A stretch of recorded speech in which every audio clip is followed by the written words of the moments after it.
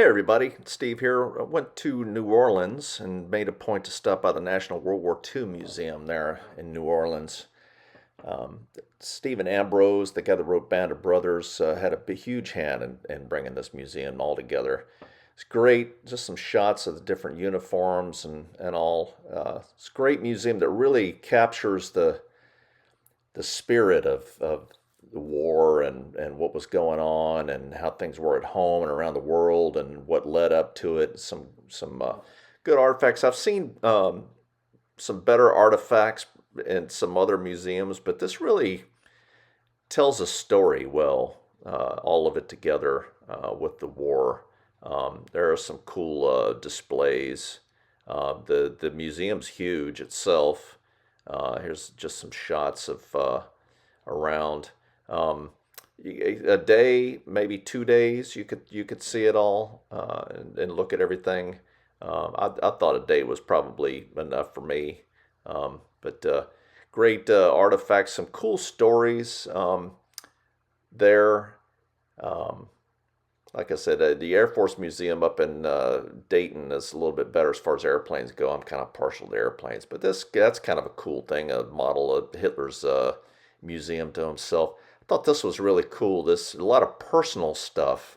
Here's this guy. Notice the name Curtis R. Ritter. That was my grandfather's name. This is not him, but um, this is a story. He's from Pennsylvania, which is where the Ritters came from.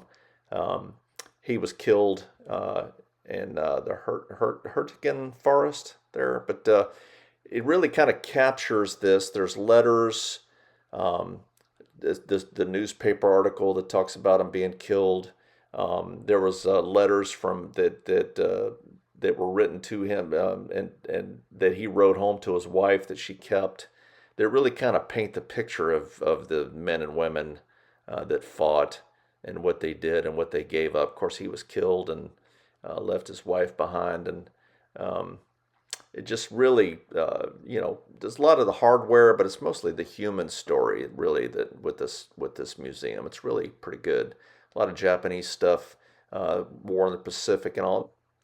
Yeah, I thought this was a cool display, just a pilot briefing and showing all the different pilots and stories behind them and all. This is just a great piece of artwork there. Some cool dioramas going through, showing life, fighting in the jungle, kind of what it was like, fighting on these islands in the Pacific.